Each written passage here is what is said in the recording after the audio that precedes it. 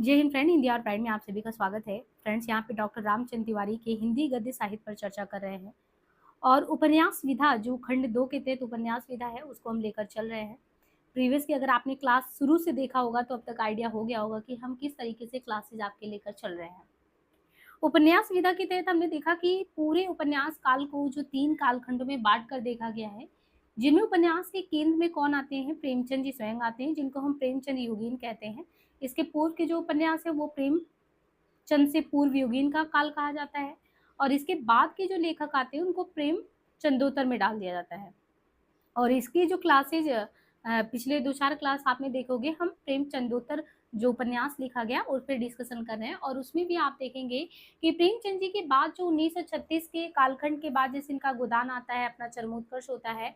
इसके बाद 1947 में जब देश आज़ाद होता है, तो हमारे जो जितने भी लोग हैं वो देश के प्रति उनके अंदर जो जुझारू भाव था, जो एक साथ वो लोग लड़े थे, तो कहीं न कहीं ये था कि हमें बहुत ही 200 वर्षों के बाद आज़ादी मिली है, लोगों की बहुत ज़्यादा वो आकांक्षाएँ थी, उम्मीदें थी अपने देश के प्रति। लेकिन जब आपने देखा समय बदलता गया, सत्ता बदली, सत्ता लोगों के हाथ में आई, लेकिन आज भी जो शोषित तबका है उनका शोषण लगातार होता रहा है और जो गाढ़ी कमाई करने वाले जो मोटे होते चले जा रहे हैं दूसरों को कुचल कर, वो तो वैसे ही हो जा रहे हैं। इसका मतलब चाहे सत्ता हमारे हाथ में हो या अंग्रेज़ों के हाथ में, आखिर देश में परिवर्तन आया क्या? और ऐसी ही चीज़ों से क्षोभ, संत्रास, मनोभाव में ऐसी अनेक चीज़ें ग्रंथियों में उभर के आई जो नए उपन्यास के कालखंड में अलग-अलग विषय वस्तु केंद्र में लिखकर उपन्यास लिखने को हमारे लेखकों को मजबूर किया। अब चाहे वो उपन्यास के केंद्र में उन्होंने प्रकृतिवादी उपन्यास लिखा हो, स्वच्छंदतावादी लिखा हो, है ना? इनके अलावा मनोविश्लेषणवादी लिखा हो।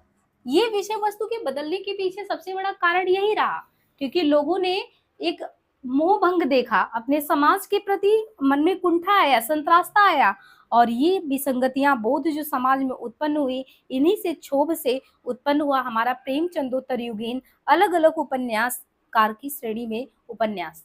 जिनमें हमने प्रीवियस के क्लास में प्रेमचंदोत्तर में ये समाप्त कर लिया था।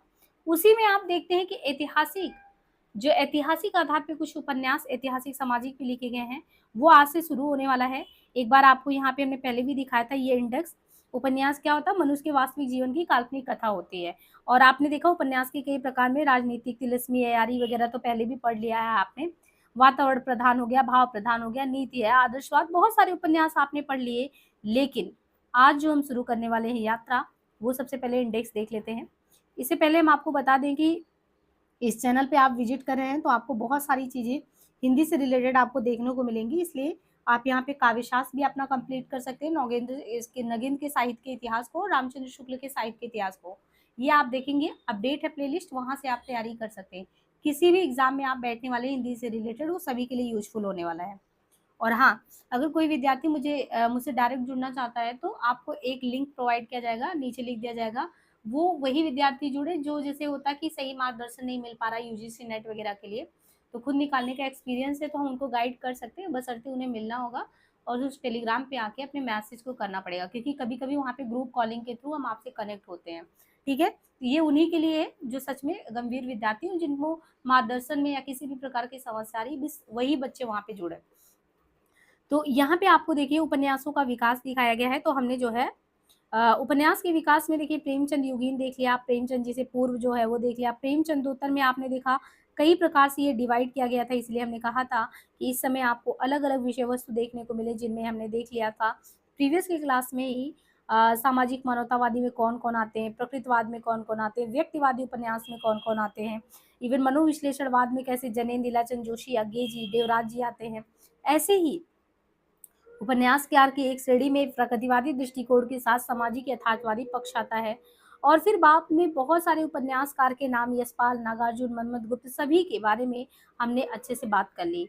अब विषय सूची में हम आगे बढ़े तो आज जो शुरू करने वाले हैं यात्रा वो है ऐतिहासिक पौराणिक उपन्यास। यानी आप खुश हो जाइए, अगले 3-4 क्लास 3-4 घंटा देने के बाद आपका उपन्यास विधा पूरी तरह समाप्त हो जाएगा एक बहुत अच्छा सॉलिड कंटेंट के साथ, जिसमें आपको कुछ भी ऐसा नहीं होगा कि बाहर से पढ़ना पड़ेगा और साथ ही साथ आपको यहाँ के प्रीवियस के जितने उपन्यास से क्वेश्चन आए वो सब करा दिए जाएंगे और जो मूल गाइडों का आप प्रयोग रटने के लिए करते हैं उनको भी विशेष तौर से हमने ऐड किया है ताकि आपको कोई भी प्रॉब्लम ना हो, ठीक है? तो अपने आप को उपन्यास से इस तरीके से कंप्लीट कर सकते हैं। बाकी यूजीसी नेट की स्टूडेंट के लिए बता दें कि चैनल पे 2 लाइव क्लास चल रहा है। मॉर्निंग में 9 ओ क्लॉक के आसपास चलता है और ऐसे ही इवनिंग में 7 ओ क्लॉक से गोदान उपन्यास चल रहा है, मानस का हंस है। यदि आप किसी कारणवश लाइव में नहीं जुड़ पा रहे हैं तो हम बिल्कुल नहीं कहेंगे कि आप लाइव क्लास में जुड़ो। ये कर सकते हैं कि जब लाइव क्लास मेरा एंड होता है, हम उसको प्लेलिस्ट को अपडेट कर देते हैं। आप 2 की स्पीड पे उनको सुनिए, अपना समय भी बचाइए और अपनी तैयारी को धार भी दीजिए।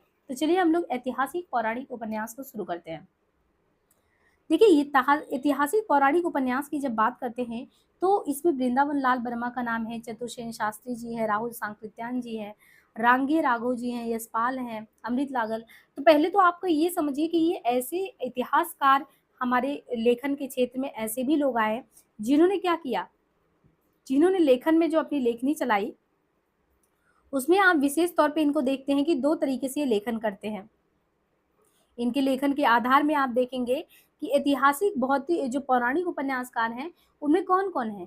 वृंदावन लाल वर्मा जी, शास्त्री जी, सांकृत्यायन जी, रांगे राघव जी, यशपाल जी, अमृतलाल नागर जी, हजारी प्रसाद जी, आनंद प्रकाश जैन जी, प्रताप नारायण श्रीवास्तव, रघुवीर शरण मित्र, राजीव सक्सेना, शिव सागर मिश्र, नरेंद्र कोहली, वीरेंद्र कुमार जैन, इकबाल बहादुर देवसरे, मनु शर्मा, राम कुमार वर्मा, शिव प्रसाद सिंह, जयशंकर द्विवेदी, शरद पगारे, आनंद शर्मा, बच्चन सिंह। अब ये जितने भी हमने अभी आपको बताया कि ये उपन्यासकारों के नाम, चाहे वो वृंदावन जी, चतुर्सेन शास्त्री जी, राघव जी, यशपाल जी, जितने भी लोगों का यहाँ पे नाम आपको देखने को मिल रहा है, ये हमारे लिए बहुत इंपॉर्टेंट है। और आपको ये पता होना चाहिए कि इन लोगों ने लेखन तो किया उपन्यास के क्षेत्र में, लेकिन ये सिर्फ और सिर्फ ऐतिहासिक पौराणिक उपन्यास, यानी इसके पहले भी आपने अलग अलग रूपों में इन्हें जरूर देखा होगा, लेकिन यहाँ इनकी खासियत क्या है कि आप इन्हें ऐतिहासिक और पौराणिक उपन्यासकार के तौर पे देख पा रहे हैं। ऐसे ही एक कदम आप आगे बढ़ाएंगे तो आपको आंचलिक उपन्यास में देखने को मिलेगा कि कौन से ऐसे उपन्यास हैं जो आंचलिक श्रेणी में आते हैं। अब उनमें आंचलिक में जैसे फणीश्वरनाथ रेणु जी हैं, देवेंद्र सत्यार्थी जी हैं, रुद्र काशिकी हैं, उदय शंकर भट्ट जी हैं, रांगे राघव जी, राजेंद्र अवस्थी, ये सब क्या है आंचलिक में। हम लोग फणीश्वरनाथ रेणु को ज्यादा देखते हैं, इसके बाद तो पता भी नहीं रहता कि हाँ ये भी उपन्यासकार आते हैं। लेकिन पहली बार आप गद्य साहित्य के इतिहास में देखिए, ये सारे उपन्यासकार के तौर पे जो भी प्रसिद्ध है आंचलिक उपन्यासकार के रूप में, बस उनके आपने सिर्फ रचनाएं रटी होगी। यहाँ पे आपको ये आइडिया लग पा रहा है कि हाँ ये सभी लोग आंचलिक उपन्यास में अपनी लेखनी चलाए हैं, रेणु जी के अलावा।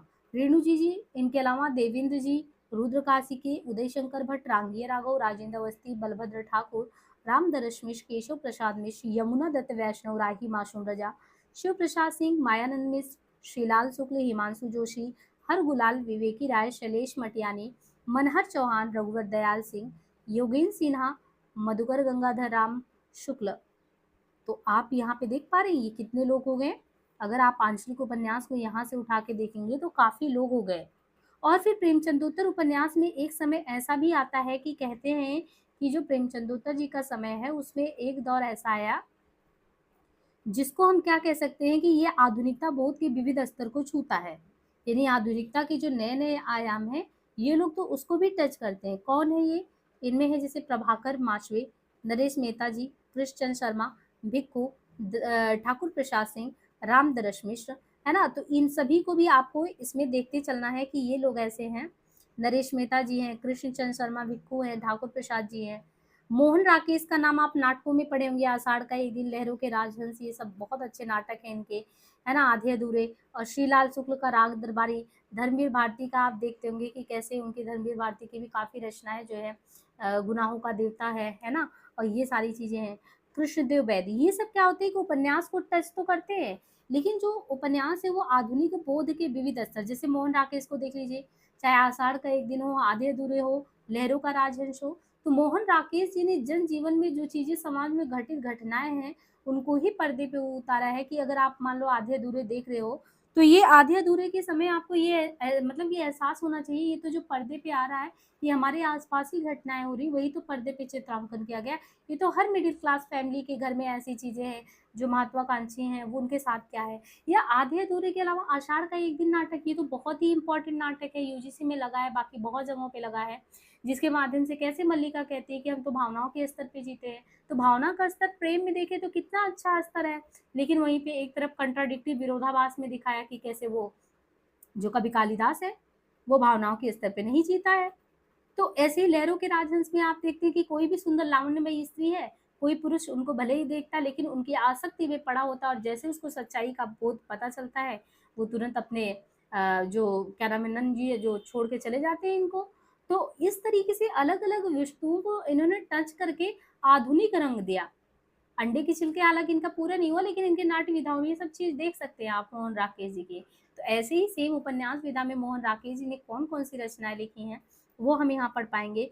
धर्मी भारती हैं, कृष्णदेव वैद्य हैं, सर्वेश्वर दयाल सक्सेना जी हैं, शिव प्रसाद जी हैं, रविंद्र कालिया हैं, राजेंद्र यादव हैं। इनके अलावा भी ये तो हुए जो हुए, और भी आप देखिए महीप सिंह है, श्रीकांत वर्मा है, राजकमल चौधरी जी हैं, योगेश गुप्त हैं, द्रोणवीर कोहली है, कमलेश्वर जी हैं, मनोहर श्याम जोशी हैं, महेंद्र भल्ला है, दुष्यंत कुमार है, और कामता प्रसाद जी है ना? कामता नाथ जी हो गए। कामता नाथ के अलावा गिरिराज किशोर जी हैं, दूधनाथ सिंह है, विनोद कुमार शुक्ल हैं, रमेश चंद्र जी हैं, गोविंद मिश्र हैं, गोपाल उपाध्याय हैं, गंगा प्रसाद विमल है, राजकृष्ण मिश्र हैं, मणि मधुकुर हैं, गिरधर गोपाल है, पंकज विष्ट हैं, मंजूर एहसाम है, प्रबोध सिन्हा है, योगेश जी हैं, भगवान सिंह है, रमाकांत है, रविंद्र वर्मा, श्रवण कुमार गोस्वामी जी, सुरेंद्र वर्मा, प्रवण कुमार उपाध्याय, प्रकाश मनु, कमला कांत त्रिपाठी जी, मिथिलेश्वर रूप सिंह चंदेल, ज्ञान चतुर्वेदी, वीरेंद्र जैन। अब सबसे खास ये हम लोगों के लिए कि कैसे हम लोगों के विषय को टच करने के लिए जो महिला उपन्यासकार क्षेत्र में आती हैं, उनमें कौन कौन सी महिला उपन्यासकार हैं जो बहुत प्रसिद्ध हैं। क्योंकि हमें तो महिलाओं की समस्याओं को अगर किसी ने आवाज़ दी है तो महिला कथाकार वो ज़्यादा ही सबके सामने प्रबल दावेदारी पेश करती है। उनमें देखिए कि इनका नाम है दिनेश नंदिनी डालमिया। अब हो सकता है जिन भी महिलाओं का नाम आपने नहीं सुना हुआ है, 2-4 रचनाएँ आपने बस छिटपुट पढ़ा हो। अब यहाँ पे देखिए कि कौन-कौन से महिला उपन्यासकार रही हैं उपन्यास के क्षेत्र में। दिनेश नंदिनी डालमिया, दिनेश नंदिनी डालमिया के अलावा शशि प्रभा शास्त्री जी, शिवानी हैं, कृष्णा सोबती जी हैं, दीप्ति खंडेलवाल हैं, मनु भंडारी जी हैं, उषा प्रियंवदा है, राजी शेठ, मंजुल भगल है, मृदुला गर्ग हैं, चंद्रकांता हैं, कुसुम कुमार हैं, ममता कालिया है, मेहरुनिशा परवेज जी हैं, चित्रा मुदगल है, कांता भारती हैं, सूर्यवाला है, मृणाल पांडे जी हैं, कमल कुमार है, नासिरा शर्मा, निरूपमा सेवती, चित्रा चतुर्वेदी, प्रभा खेतान, मैत्रेयी पुष्पा, बीड़ा सिन्हा जी, गीतांजलि सी, मधु कांकरिया, जया जादवानी, अलका सरावरी और उपसंहार में तो दिनेश, शशि प्रभा, शिवानी, दीप्ति खंडेल, कृष्णा सोप्ती, मनु भंडारी, उषा प्रियंवदा, राजी सेठ, मंजुल भगत, मृदुला जी, चंद्रकांता, कुसुम, ममता कालिया, मेरू निशा, चित्रा मुदगल, कांता भारती, सूर्यबाला, मृणाल, कमल, नासिरा, निरूपमा, चित्रा, प्रभा खेतान, मैत्रेयी पुष्पा, बीड़ा सिन्हा, गीतांजलि सी, ये सभी हैं। और फिर आपकी यात्रा यहाँ पे समाप्त होगा और शुरू हो जाएगा हिंदी कहानियों का दौर। ठीक है, तो मुझे लग रहा है कि बहुत ही अच्छे से आप जो है इस यात्रा को तय करने वाले हैं। तो चलिए हम मूव करते हैं अपने जो मेन चैप्टर्स है उस पे मूव करते हैं। ठीक है, हमको ऐतिहासिक पौराणिक के बारे में पढ़ना है। हालांकि पिछली क्लास में हमने बताया था कि कुछ इंपॉर्टेंट फैक्ट रह गए हैं, कुछ क्वेश्चन, लेकिन हम ये कह रहे हैं कि वो इंपॉर्टेंट फैक्ट इसी क्लास में ही बीच बीच में कराते चलेंगे, वो हो जाएगा। हमको मूल अपने टेक्स्ट पे अब आने की ज़रूरत है। यहाँ पे हमें जो मूल टेक्स्ट है, कहाँ पे मूल टेक्स्ट की शुरुआत होती है, वहाँ से हमें यात्रा आगे कंटिन्यू करने की ज़रूरत है। और आप देखिए ना कि उपन्यास के बारे में इतने विस्तार से आपने शायद ही पढ़ा होगा। जिन बच्चों के पास मूल टेक्स्ट किताबें नहीं हैं, काफ़ी मोटी किताबें, 850 इतने पेज के लगभग किताबें हैं, और उतने धैर्य धारण करके आप ख़त्म भी नहीं कर पाएंगे। इससे अच्छी बात ये है कि यात्रा की शुरुआत यहाँ पे हुई है। आप यहाँ से पढ़ते रहें, आपके पास जो भी टेक्स्ट वगैरह कुछ भी है, मतलब क्वेश्चन के लिए कोई भी मतलब है आपके पास, तो प्रीवियस के क्वेश्चन वगैरह वहाँ से लगाते रहें। आपको एक आइडिया भी होता रहेगा कि हाँ, इस तरीके से तैयारी की जा सकती है। ठीक है, अदरवाइज आप देख के ऐसी मोटी किताबें रख तो लेते हैं, लेकिन फिर घबराते हैं कि हम उसको पढ़ेंगे कैसे, समझेंगे कैसे। और उन्हीं को ध्यान में रखते हुए ये सेशन कंडक्ट किया जा रहा है, ताकि ये आपके लिए बहुत सुविधाजनक हो, आप पढ़ने का अपना दृष्टि जो है एक स्तर ऊंचा उठा सके। अब देखिए, हमको जहाँ से शुरू करना था यात्रा, तो हम शुरू करते हैं ऐतिहासिक पौराणिक उपन्यास से। देखिए, ऐतिहासिक पौराणिक उपन्यास लेखकों में कौन कौन आते हैं, उनमें सर्वश्री वृंदावन लाल वर्मा, चतुर्सेन शास्त्री जी, सांकृत्यायन जी, रांगे राघु जी, यशपाल, नागर हजारी प्रसाद द्विवेदी, आनंद प्रकाश, प्रताप नारायण श्रीवास्तव, रघुवीर। यहाँ पे आपको क्या क्या मिला? सर्वश्री वृंदावन लाल वर्मा, चतुर्सेन शास्त्री, सांकृत्यायन, रांगे राघु, यशपाल, अमृत लाल नागर, हजारी प्रसाद द्विवेदी, आनंद प्रकाश, प्रताप नारायण श्रीवास्तव, रघुवीर शरण मित्र, है ना? तो ये सभी हैं। अब यहाँ पे हम देखें, तो आपको यहाँ पे इतने लोगों का नाम मिला। इनके बाद यानी इनके बाद वृंदावन जी, चतुर्सेन और सांकृत्यायन, रांगी, यशपाल, अमृत, हजारी प्रसाद, आनंद प्रकाश, प्रताप नारायण, रघुवीर साय, ये सभी तो प्रसिद्ध हैं जो ऐतिहासिक तौर पे लिखे हैं। चाहे आप हजारी प्रसाद जी का देख दो, बाणभट्ट की आत्मकथा, पुनर्नवा नामदास का पोथा हो, या नागर जी का इस समय मानस का हंस चल रहा है, खंजन नयन चल रहा है, यशपाल जी की रचनाओं की बात करें, दादा कॉमरेड हो गया, दिव्या हो गया, पार्टी कॉमरेड हो गया, है ना, चतुर्सेन शास्त्री का वैशाली की नगर वधु एवं रक्षामा, ये जितने भी उपन्यासकार हैं, ये तो बेसिकली हम कहते हैं कि ये तो ऐतिहासिक तौर पे जाने ही जाते हैं, इनको तो आपको ध्यान रखना ही है। लेकिन इनके अलावा भी तो बहुत ज़्यादा लोग हैं जिन्होंने ऐतिहासिक आधार पे अपनी लेखनी चलाई उपन्यास के क्षेत्र में। उनमें कौन आता है?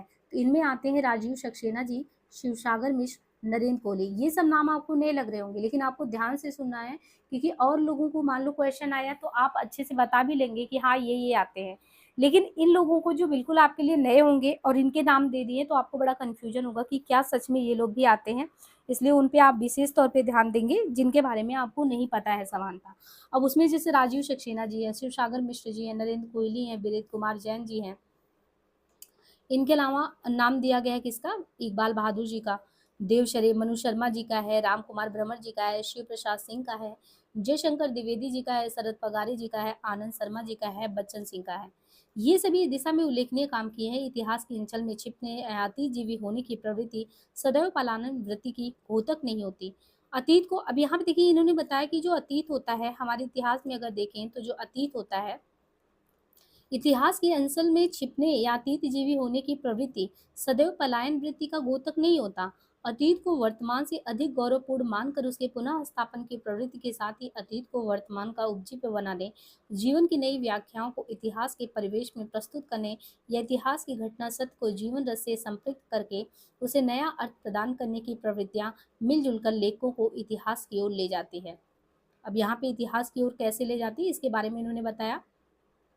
ऐतिहासिक उपन्यासों के लेखन में देखें तो ऐतिहासिक उपन्यासों के लेखन में सबसे अधिक सफलता अगर मिला है तो सबसे ज़्यादा सफलता किसको मिली है? तो ऐतिहासिक उपन्यासों के लेखन में अगर सबसे अधिक सफलता मिला है किसी को तो वो है श्री वृंदावन लाल वर्मा। ऐतिहासिक उपन्यासों के लेखन में सबसे अधिक सफलता श्री वृंदावन लाल वर्मा जी को मिला है।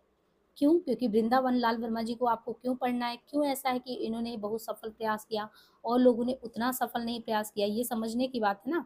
तो यहाँ पे अब हम समझते हैं, क्योंकि वृंदावन लाल जी ने गढ़ कुंडार 1924, विराटा की पद्मी 36, झांसी की रानी 46, कचनार 1948, मृगनैनी 50, टेंटू कांटे 54, अहिल्याबाई 55, भुवन विक्रम 57, माधवजी सिंधिया 57, रामगढ़ की रानी 61, महारानी दुर्गावती, कीचड़ और कमल, शोती आग, ललितादित्य, देवगढ़ की मुस्कान, ये इतने रचनाओं के बारे में जो अभी आपको हमने ये गिना दिया, इतनी रचनाओं को तो सिर्फ वृंदावन लाल जी ने लिखा। और वो भी ऐसे नहीं, ये ऐतिहासिक कालखंड में अगर देखेंगे, चाहे इनका गढ़कुंडार हो, विराटा की पद्मिनी हो, झांसी की रानी हो, कचनार हो, मृगनैनी 1950 हो, टूटे कांटे 54 हो, अहिल्याबाई 55 हो, भुवन विक्रम 57 हो, माधवजी सिंधिया भी 57 में लिखा, रामगढ़ 61 में, महारानी दुर्गावती 64 में, कीचड़ और कमल लिखा 64 में, सोती आग 66 में, ललिता दिव्य देवगढ़ की मुस्कान लिखा 73 में। ये जितने भी उपन्यास का यहाँ पे उल्लेख किया, ये सभी उपन्यास प्रसिद्ध उपन्यास हैं। और वर्मा जी को अपनी धरती से स्नेह था। इन्होंने इतिहास को इस संदर्भों में ला के हमारे समक्ष बहुत ही अच्छे से कलात्मक ढंग से रखा, और कहते हैं कि इनको सफलता भी मिला, क्योंकि ऐतिहासिक उपन्यास की श्रेणी में आपने बहुत लोगों का नाम पढ़ा, लेकिन सबसे पहले ने वृंदावन लाल वर्मा जी का जिक्र किया। वैसे हम आपको बता दें कि पिराटा की पद्मिनी बहुत अच्छा उपन्यास है, यूपी हायर कमीशन में लगा है, उसको हमने चैनल पे करवा भी रखा है, तो बहुत ही अच्छा उपन्यास है। अब वर्मा जी को अपनी धरती से स्नेह था, और इतना ही नहीं, उन्होंने इतने ऐतिहासिक उपन्यास लिख कैसे डाले, ये भी तो एक बार सोचने वाली बात है कि अगर वर्मा जी इस तरीके से इतिहास जो लिख रहे हैं तो उन्होंने, वर्मा जी ने इतना इतिहास ऐसे लिख क्यों दिया? लिखने वाले तो और भी हैं, तो वर्मा जी ने ऐसा क्या खास था कि ऐतिहासिक उपन्यासों के लेखन में सबसे अधिक सफलता अगर देखा जाए तो किसका माना जाएगा? वृंदावन लाल वर्मा जी का माना जाएगा। तो गढ़कुंडार है, विराटा की पद्मिनी है, झांसी की रानी है, कचनार है, मृगनैनी है, टूटे कांटे है, ये सब लिखने वाले कौन थे? तो एक तरीके से लिखने वाले यही थे। अब आगे यहाँ पे देखिए, हाँ, तो यहाँ पे हमने बताया कि ये जो थे वो किसके द्वारा, इनके द्वारा लिखा गया। अब देखिए, ऐतिहासिक उपन्यासों के बारे में हमने बताया, ये सारे लिखे गए इनके द्वारा। अब आगे कहते हैं कि धरती से वर्मा जी को अपनी धरती से स्नेह है, क्यों किलो है गढ़ियों ध्वंसों से है, ध्वंसावशेष है, जनश्रुति की वंदंतियों से इनको बहुत प्रेम था। और इतना ही नहीं, प्रेम तो जो था सो था। बुंदेलखंड की जो चप्पा चप्पा भूमि है, इनकी जानी पहचानी सी लगती थी। मध्यकालीन भारत में दबे बिखरे शौर्य को अपनी बड़ी ममता से, कहाँ के बुंदेलखंड के चप्पे चप्पे को अपनी भूमि अपनी जानी पहचानी मध्यकालीन भारत में दबे बिखरे शौर्य को आपने बड़ी ममता से सजोया। वर्मा जी मनुष्य के मंगल और कल्याण में विश्वास करने वाले कलाकार हैं। इतिहास मनुष्य के विकास में सहायक हो सकता है, ऐसा इनका विश्वास है। ये विश्वास आपके सभी ऐतिहासिक उपन्यासों में दिखता भी है। इतिहास के तथ्यों की रक्षा करना और ऐतिहासिक घटनाओं को राष्ट्रीय दृष्टि परखना और देखना, ऐतिहासिक भूगोल की सम्यक जानकारी, आदर्शवादी कथानायक और कथानायिकाओं की सृष्टि, वीरता और प्रेम के उदात्त स्वरूप का चित्रण, सृजनात्मक कल्पना से इतिहास के बिखराव को भर देने का कौशल, द्वंद्व और संघर्ष में शांति के क्षणों और प्रेम की मधुसिक्त कणों की सृष्टि, अद्भुत और रहस्यमयी स्थितियों की परिकल्पना, कथानायिकाओं में इस लोक उत्तरता का संकेत, छोटे छोटे वाक्यों में कथा को गतिशील बनाने वाले नाटकीय संवादों की योजना, कथा सूत्र की नाटकीय स्थिति से सजिता करते चलना आदि अनेक विशेषताएं मिलजुल कर वर्मा जी के उपन्यास कला को गरिमा प्रदान करती हैं। दूसरी चीज, चतुर्सेन शास्त्री। अब वृंदावन लाल वर्मा जी को यहाँ पे इन करें तो जो सेकंड नंबर पे आते हैं ऐतिहासिक उपन्यास के क्षेत्र में, वो नाम है इनका चतुर्सेन शास्त्री। चतुर्सेन शास्त्री के बारे में बात करें तो इनके बारे में बताया गया कि चतुर्सेन शास्त्री का समय 1891 से 1961, यानी वृंदावन लाल वर्मा के बाद अगर दूसरे नंबर पे किसी का नाम आया है तो वो है चतुर्सेन शास्त्री। इनके 3 ऐतिहासिक उपन्यास आपको ध्यान रखने हैं, ज्यादा नहीं, 3। तो 3 कौन से हैं, क्या कथा वस्तु है?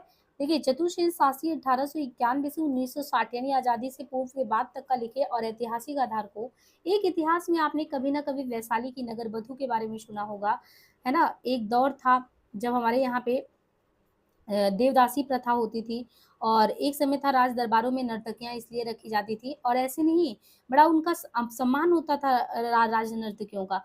ऐसे ही जो वैशाली की नगर वधू 1949 में लिखा गया, बहुत ही प्रसिद्ध है और बौद्धकालीन जो पूरा एक वातावरण होता है उसका आवरण देके लिखा गया है। और सोमनाथ मंदिर के बारे में आपने सुना होगा कि किस तरीके से 1024 में फिर बार बार करीबन 18 बार आई थिंक आक्रमण कर करके ध्वंस कर दिया गया गुजरात के सोमनाथ मंदिर को, और वह रक्षामा 1955 में प्रसिद्ध है। आपने जो चतुर्सेन शास्त्री जी हैं, इन्होंने कहा कि आपने इतिहास से ज्यादा इतिहास रस उत्पन्न करने की चेष्टा की। यानी जब आप वैशाली की नगर बधू पढ़ो, सोमनाथ पढ़ो, वयम रक्षामा पढ़ो, तो ऐसा लगता है ना कि इतिहास जीवंत हो उठा है। इसलिए आप काल की परिधि की परवाह नहीं करते। इनके बहुचर्चित में आप वैशाली की नगर वधू का कथा सुनो, तो वैशाली की नगर वधू में वासुदेव, महावीर स्वामी और गौतम बुद्ध सभी एक ही साथ उपस्थित होते हैं। लेखक को इस बात की चिंता नहीं है कि वो चरित्रों को इतिहास की मर्यादा के अनुकूल मोड़ दे। उसका संक्षिप्त भूमिका में अपने ही आप ये चीज बात लिखा, यानी ये साफ साफ चतुर्सेन सिंह जी लिख देते हैं कि ये सत्य है कि ये उपन्यास है, किंतु यानी ये सत्य है कि ये उपन्यास है, परंतु इससे अधिक सत्य है कि ये वो एक गंभीर रहस्यपूर्ण संकेत है जो उस काले पर्दे के प्रति है, जिसके ओट में आर्यों के धर्म, साहित्य और राजसत्ता और संस्कृति की पराजय और मिश्रित जातियों की प्रगतिशील संस्कृति की विजय सहस्त्राब्दियों से छिपी हुई है, जिसे संभवतः किसी इतिहासकार ने आंख उधेड़ कर देखा भी नहीं। जाहिर है कि आपका लक्ष्य भारतीय संस्कृति के संश्लिष्ट स्वरूप और उसमें निहित पारंपरिक एवं प्रगतिशील चेतना के द्वंद्व का विवेचन है। सोमनाथ काठियावाड़ के प्रभास चट्टन नामक समुद्र तटीय स्थल पर गुजरात के चालुक्य राजाओं द्वारा निर्मित भारत प्रसिद्ध शिव मंदिर के महमूद गजनवी द्वारा 1024 ईस्वी में तोड़े और लूटे जाने की ऐतिहासिक कथा को आधार बनाकर लिखा गया है। तो जो सोमनाथ है, ये उपन्यास क्यों लिखा गया? सोमनाथ कहते कि जो काठियावाड़ के प्रभास पट्टन नामक महा समुद्र तटीय स्थल पर गुजरात के जो चालुक्य राजा थे, तो गुजरात के चालुक्य राजाओं द्वारा निर्मित जो भारत का प्रसिद्ध, यानी बनवाया किसने था मंदिर? गुजरात के चालुक्य राजा, और उनके द्वारा जो राजाओं द्वारा ये बनाया गया, उसमें कह रहे हैं कि उसमें निर्मित भारत प्रसिद्ध शिव मंदिर के महमूद गजनवी द्वारा 1024 ईस्वी में जो तोड़े और लूटे जाने की ऐतिहासिक कथा को आधार बनाया गया है। उपन्यास की विशेषता ये है कि इसमें महमूद गजनवी को क्रूर आक्रांता के रूप में ना दिखाकर कोमल हृदय रूपी मानव के रूप में प्रस्तुत किया गया है। यानी कथा क्या है? हम लोग महमूद गजनवी को कहते हैं कि इतनी बार आके लूट लिया, लेकिन कह रहे हैं कि इन्होंने जब लिखा सोमनाथ, तो ऐतिहासिक कथा को आधार बनाकर उपन्यास की विशेषता है कि इसमें इन्होंने महमूद जो गजनवी था उसको क्रूर आकांता के रूप में ना दिखा के कोमल हृदय प्रेमी मानव के रूप में दिखाया है। वयम रक्षामः जो लिखा है चतुश्री ने, उसमें वयम रक्षामः में वेद है, वेद है, ब्राह्मण है, स्मृति है, पुराण है। इनके साथ ही मिस्र, मेसोपोटामिया, बेबीलोन, पर्सिया, यूनान आदि देशों की पुरातन कथाओं के सम्मिलित साक्ष्य पर दैव, दैत्य, दानव, मानव, यक्ष, गरुड़, वानर, महिष आदि प्रागैतिहासिक जातियों के जीवन और संस्कृति का काल्पनिक रूप है। उपन्यास की भाषा शैली बाणभट्ट की कादम्बरी की याद दिलाती है। आपने बाणभट्ट की कादम्बरी पढ़ा होगा, तो बाणभट्ट की कादम्बरी में बाणभट्ट की आत्मकथा भी आपने पढ़ा होगा। तो ये सब हजारी प्रसाद द्विवेदी की रचना है, वो भी ऐतिहासिक आवरण में लेके लिखी गई रचनाएं हैं। तो कहते हैं जब आप पढ़ेंगे, यानी इनका जब वयम रक्षामा पढ़ेंगे, तो क्योंकि इनमें ब्राह्मण, स्मृति, पुराण, इनके साथ ही उस समय के मेसोपोटामिया है, बेबीलोना है, पर्शिया, यूनान है, इन देशों की पुरातन कथाओं को सम्मिलित कर दैव, दैत्य, दानव, मानव, यक्ष, गरुड़, वानर, इन सभी प्रागैतिहासिक जातियों के जीवन एवं संस्कृति का काल्पनिक रूप खड़ा किया गया है। उपन्यास की भाषा शैली बाणभट्ट की कादम्बरी की याद दिलाती है। उपन्यास का महत्व इतिहास की दृष्टि से नहीं, अतीत के रस की दृष्टि से है। आप उसको इतिहास मत सोच के देखो, अतीत के रस लेके देखो, और मिलाकर ये शास्त्री जी की ऐसी विलक्षण रचना है जो अपना प्रतिमान अपने आप ही रखती है। आगे कहते हैं कि रांगे रागों का मुर्दा का टीला अगर देखें, तो ये रचना है रांगे रागों का मुर्दों का टीला, इतिहास की मर्यादा को अधिक सुरक्षित रख सका है। इसमें प्राप्त पुरातात्विक साक्ष्य के आधार पे मोहनजोदड़ो की समुद्र सभ्यता और उसके विनाश की काल्पनिक कथा कही गई है। लेखक ने इतिहास की पटभूमि पर जीवन की प्रतिक्रियावादी एवं प्रगतिशील शक्तियों का द्वंद्व दिखाते हुए मानव की समता, नारी स्वातंत्र्य, व्यवस्था का विरोध तथा सभी प्रकार के शोषण से मानव मुक्ति का संदेश दिया है। उनके अन्य ऐतिहासिक उपन्यासों में और भी देख सकते हैं। देखिए अन्य ऐतिहासिक उपन्यास में चिवर, जब आवेगी काली घटा, राह ना रुक सकी, मैं भी इतिहास की रक्षा हुई, वस्तुतः उनका लक्ष्य इतिहास की मर्यादा की रक्षा करते हुए उनमें निहित प्रगतिशील जीवन तत्वों को उभार कर सामने रखना है। इस लक्ष्य की पूर्ति में वे बहुत दूर तक सफल भी हुए हैं। राहुल सांकृत्यायन और यशपाल के बारे में देखें तो इनके बारे में क्या कहा गया है। राहुल सांकृत्यायन और यशपाल ने इतिहास का आधार मार्क्सवादी जीवन दर्शन की व्याख्या के लिए चुना है। यशपाल ने दिव्या की भूमिका में लिखा है, इतिहास मनुष्य का अपनी परंपरा में आत्मविश्लेषण है। इतिहास के मंथन से प्राप्त अनुभव के अनेक रत्नों में सबसे प्रकाशवान है, मनुष्य भोगता नहीं है। मनुष्य क्या है? भोगता नहीं है, करता है। संपूर्ण माया मनुष्य की ही प्रेरणा है। मनुष्य से बड़ा है केवल उसका अपना विश्वास और स्वयं उसका ही रचा हुआ विधान। अपने विश्वास और विधान के सम्मुख वही व्यवस्था अनुभव करता है और स्वयं ही उसे बदल भी देता है। इसी सत्य को अपने चित्र में अतीत की भूमि पर कल्पना में देखने का प्रयत्न दिव्या उपन्यास है। तो दिव्या उपन्यास आपने पढ़ा होगा, चैनल पे हमने कराया भी है। हालांकि ये ऑप्शनल के विद्यार्थियों के लिए, पर दिव्या उपन्यास नारी के व्यवस्था को भी, और नारी जिस तरीके से स्वतंत्र चिंतन करना चाहती है, कैसे वो प्रमुखेक्षिता हो जाती है, और एक समय आता है कि एक व्यक्ति कहता है कि हमने तो संन्यास ग्रहण कर लिया, और वो प्रव्रज्या स्त्री जो सब कुछ उसके पीछे तन मन से छोड़ कर आगे आई थी, वो अपने आप को खाली पाती है। तो वहाँ पे आप देख रहे हैं चरवाक दर्शन का प्रतिपादक मारिश आता है और कहता है कि जब तुम्हें कोई नहीं अपनाने को तैयार है, तो क्योंकि मैं यथार्थ लोक में जीता हूँ, स्वप्न लोक में नहीं, तो वो दिव्या को बाहें फैलाए अपने ही अंक में लेता है। तो एकदम एक अलग ही रूप में दिव्या उपन्यास में आप पूरे उपन्यास के दौरान अपने उठे पटक जिंदगी को देखेंगे। इसमें इस सत्य को अपने चित्र में अतीत की भूमि पर कल्पना में देखने का प्रयास ही दिव्या है। स्पष्ट है कि लेखक के मन में एक तो सत्य है जिसे वो अतीत की पटभूमि पर कल्पना द्वारा चित्रित करना चाहता है। अमिता में भी इतिहास की अपेक्षा कल्पना ही प्रधान है।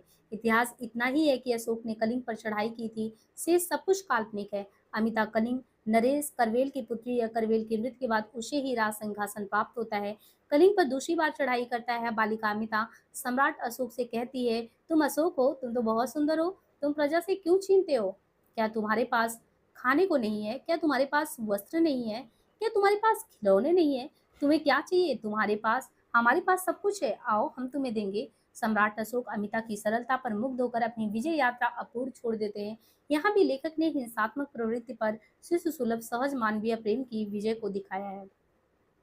राहुल सांकृत्यायन। राहुल सांकृत्यायन के सिंह सेनापति, जयोधे और मधुर स्वप्न की अधिक चर्चा हुई है। आपने सिंह सेनापति में लिच्छवी और जयोधे में यौधेय गणतंत्र की जीवन व्यवस्था की कल्पना मार्क्सवादी समाज व्यवस्था के अनुरूप करके मार्क्सवाद के प्रति अपने आग्रह का परिचय दिया है। मधुर स्वप्न की कथा भूमि मध्य एशिया है। इसमें छठी सदी में आविर्भूत मज्जक मत के अनुयायी अंतर जगह के जीवन दर्शन को आधार बनाकर लेखक ने मानव मुक्ति का जो मधुर स्वप्न देखा है, वो भी मार्क्स के स्वप्न का ही प्रतिरूप है। विस्मृत यात्री राहुल जी का चौथा उपन्यास है। उसमें उन्होंने नरेंद्र यस नामक एक ऐसे बौद्ध यात्री का स्मरण किया है जिसका जन्म पश्चिमी भगत में सन 518 ईस्वी में और मृत्यु चीन में 589 ईस्वी में हुआ था। 40 वर्षों में लगभग 500 मील की यात्रा करने वाला ये यात्री राहुल जी का ही प्रतिरूप है। उसके प्रति उनके आकर्षण का यही कारण है। राहुल जी ने बहुत से ऐतिहासिक प्रमाण देके अपने उपन्यासों में विश्वसनीयता लाने की चेष्टा की है, किंतु सब मिलाकर उनकी ऐतिहासिक भौतिकतावादी दृष्टि या इतिहास की भौतिकतावादी व्याख्या ही प्रधान हो पाई है। आगे देखिए अमृतलाल नागर के शतरंज के मोहरे। अब ये है उपन्यास अमृतलाल नागर के शतरंज के मोहरे में। इस उपन्यास में आपको क्या चीज देखने को मिलेगा? अमृतलाल नागर के शतरंज के मोहरे में अवध की नवाबी का हास्योन्मुख जीवन सफलतापूर्वक चित्रित हुआ है, किंतु नवाब गाजीउद्दीन हैदर के अंतर्द्वंद में आधुनिक मनोवैज्ञानिक दृष्टि संपन्न कलाकार का मानस प्रतिच्छायित है। ऐसे ही है सात घूंघट वाला मुखड़ा 1968 ईस्वी। दूसरा सात घूंघट वाला मुखड़ा 1968 ईस्वी, एकदा नैमी सारण 1972 ईस्वी, मानस का हंस 1972, खंजन नयन 1981 ईस्वी, करवट 1985 ईस्वी, पीढ़ियां 1990 ईस्वी।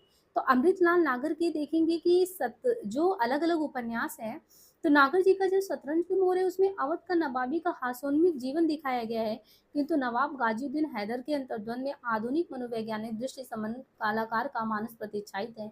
जो सात घूंघट वाला मुखड़ा है 1968 ईस्वी में, इसी के अलावा ये सात घूंघट वाला मुखड़ा 1968 में, एकदा नैमी सारण 72 में है।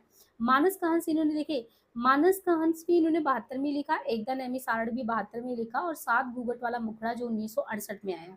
खंजन नैन 1981 ईस्वी, करवट 1985 ईस्वी, पीढ़ियां 1990 ईस्वी आदि उपन्यास में भी नागर जी ने अतीत को वर्तमान से जोड़ने की ही कोशिश की है। करवट और पीढ़िया में तो सीधे सीधे नवाब वाजिद अली शाह के समय से लेकर 1986 ईस्वी के विघटनकारी आतंकवाद तक के सामाजिक जीवन का विकास दिखाया गया है। लेखक का लक्ष्य अंग्रेजी पढ़े लिखे मध्य वर्ग की बदलती हुई मानसिकता और उनके क्रमिक विकास को देखना और समझना रहा है।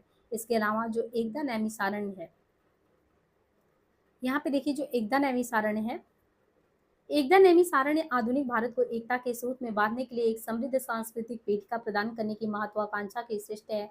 मानस का हंस जिसको हम चैनल पे करा रहे हैं और आपके यूजीसी नेट के पाठ्यक्रम में है, यदि मानस का हंस आपने नहीं पढ़ा तो तुलसीदास के बारे में जो कुछ थोड़ा सा आपके दिमाग में एक चिटपट में कुछ चीज उकरता है वो एकदम अलग दृष्टि देता है। इसलिए हम कहते हैं कि मानस का हंस जो है और खंजन नयन ये आपको पढ़ना चाहिए। मानस का हंस तुलसीदास जी के जीवन से संबंधित आपको नए आयाम देगा, और खंजन नयन सूरदास के जीवन से संबंधित केंद्र में रखकर लिखा गया उपन्यास है। यहाँ भी लेखक ने तत्कालीन जनजीवन को आधुनिक मानवतावादी दृश्य देखा है। सात घूंघट वाला मुखड़ा में लेखक ने समरू बेगम के नारी हृदय को पहचानने की कोशिश की है। इतिहास तो आवरण मात्र है। इस प्रकार नागर जी के ऐतिहासिक पौराणिक उपन्यासों में भी उनकी मानवतावादी दृष्टि ही प्रधान रूप में आया है। आगे और भी उपन्यास हैं जिनमें आप देखो हजारी प्रसाद द्विवेदी के उपन्यास में बाढ़ भट्ट की आत्मकथा। अब देखिए हजारी प्रसाद द्विवेदी जी हैं, इनके उपन्यासों में एक उपन्यास आता है बाढ़ भट्ट की आत्मकथा जो कि 1946 ईस्वी में। ऐसे ही चारू चंद्र लेख 1963 में है, पुनर्नवा 1973 ईस्वी में है, और अनाम दास का पोथा करके 1976 ईस्वी में है। तो हजारी प्रसाद द्विवेदी के उपन्यास में जो बाढ़ भट्ट की आत्मकथा 46 में आया, चारू चंद्र लेख 63 में, पुनर्नवा 73 में है, अनाम दास का पोथा 1976 में है। और इनमें संदेह नहीं कि पंडित हजारी प्रसाद द्विवेदी ने इतिहास का पूरा समर्थन प्राप्त करने की चेष्टा की है। बाढ़ भट्ट की आत्मकथा में अगर देखेंगे तो इतिहास की दृष्टि से छिद्रा निवेशी की गुंजाइश नहीं है, किंतु चारू चंद्र लेख में चित्रित उज्जैनी के राजा सातवाहन स्वयं कोई प्रामाणिक व्यक्ति नहीं है। वस्तुतः इसमें लेखक ने 12वीं-13वीं सदी का सांस्कृतिक इतिहास चित्रित करने की चेष्टा की है। उसने अपने समाधिस्थ चित्त में प्रतिफलित होने वाली बातों को भी ऐतिहासिक सत्य के साथ मिला दिया है।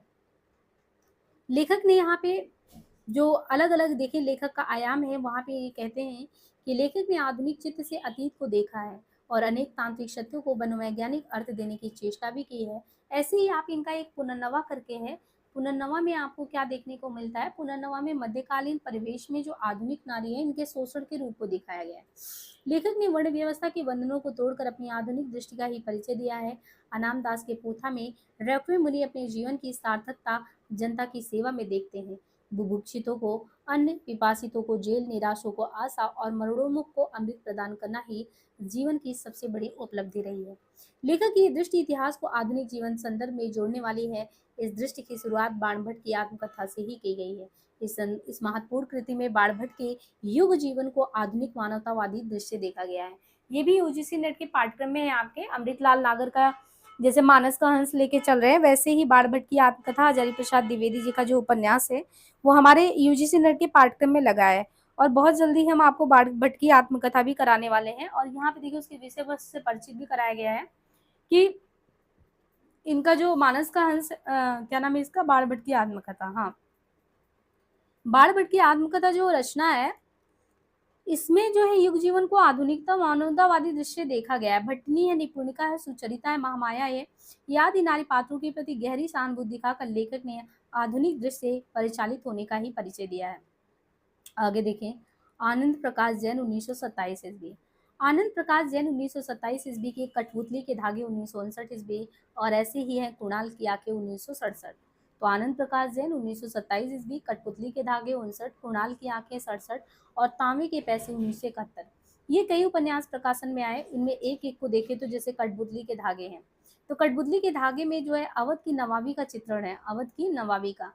इसमें इतिहास के साथ ही लेखक का ध्यान विशेष रूप से अद्भुत तत्व की सृष्टि की ओर भी गया है, इसलिए उसने कल्पना का खुलकर प्रयोग किया है। इनका विशिष्ट उपन्यास है कुणाल की आंखें। तो आनंद प्रकाश जैन जी का कठपुतली के धागे 1959, कुणाल की आंखें, इसमें ये कहा गया कि जैसे कुणाल की आंखें आपकी रचना है, तो कुणाल की आंखों में आपने अशोक कालीन इतिहास को नई दृष्टि देखा है। अशोक समानता, शांति और अहिंसा का पुजारी माना जाता है, लेकिन लेखक की दृष्टि में वास्तविकता कुछ और थी। उसकी सारी घोषित अहिंसक नीति के मूल में उनकी यशोलिप्ता और राजभोगसा लिप्सा काम करी थी। कुणाल अशोक का बेटा होकर भी पीड़ित जनता के साथ था, इसलिए षड्यंत्र करके उसकी आंखें निकाल ली गई और सारा दोस्ती से रक्षिता के मत्थे मर दिया। लेकिन ने अशोक की अतीत कथा में आधुनिक भारत का चेहरा भी देखा। आज भी जनता के हित की बात की जाती है, उसके कल्याण की योजनाएं बनाई जाती हैं, सत्य और अहिंसा की दुहाई दी जाती है, किंतु आचरण इसके विपरीत होता है। स्वयं लेखक के शब्दों में देखें तो अशोक एक संस्था के रूप में हमारे सामने आता है। वो संस्था आज भी भारतीय राजनीति को बहुत सीमा तक प्रभावित करती है।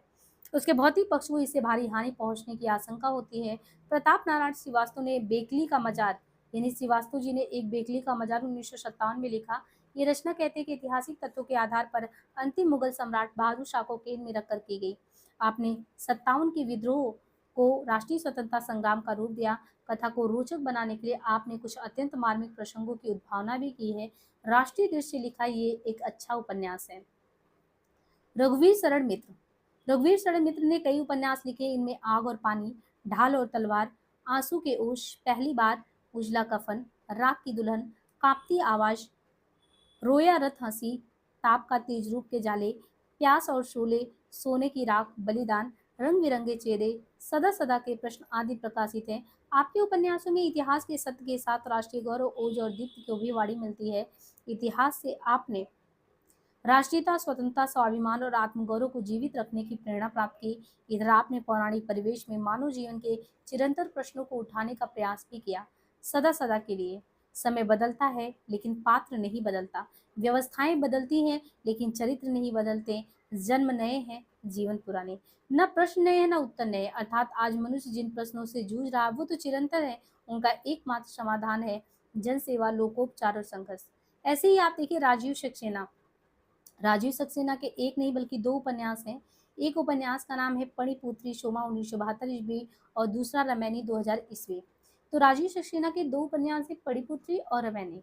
पणिपुत्री शोमा 1972 में आया। आर्य अनार्य संघर्ष को नई प्रगतिशील दृश्य देखा गया। वे कहते हैं पणिपुत्री शोमा की रचना में जहाँ एक एक अध्याय में आर्यों के आर्थिक, सामाजिक, गणतांत्रिक, धार्मिक और वैचारिक जीवन के किसी पक्ष विशेष का उद्घाटन करते हुए कथा आगे बढ़ाई गई है, वहाँ ये भी स्पष्ट करने का प्रयास किया गया है कि उस जनपद विशेष में आर्य अनार्य संघर्ष केवल कुछ प्रेम कथाओं को लेकर नहीं पैदा हुआ, बल्कि आर्य जीवन में उत्पादक शक्तियों के रूप में अनार्यों के प्रवेश से सामाजिक संबंध टूटने लगे हैं, जो नई उत्पादक शक्तियों के विकास में बाधक भी बन रहे हैं।